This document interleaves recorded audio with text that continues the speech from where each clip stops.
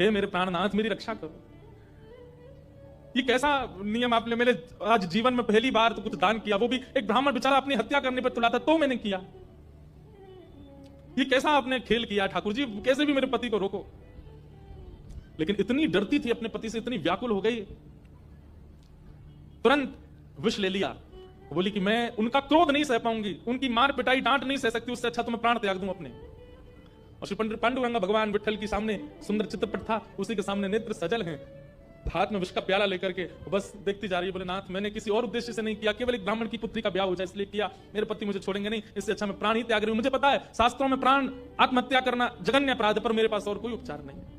और जैसे ही अपने मुख से लगा करके विषपान करने लगी, इतने में ही ऊपर से वो नाक की कील आकर के उसके पात्र में ही गिरी। और जैसी खन्न से आवाज हुई, नेत्र खोल करके देखा, भीतर अपने हाथ को डाल करके जैसे निकाला तो वही नाक की कील उसके हाथ में आ गई। और नाक की कील हाथ में आते ही इतने में ही वो ब्राह्मण का प्रवेश हुआ। प्रवेश होते ही उसने भीतर से किवाड़ लगाई, ढूंढने लगा कहां है, कोई साधन मिले इसको बताता हूं।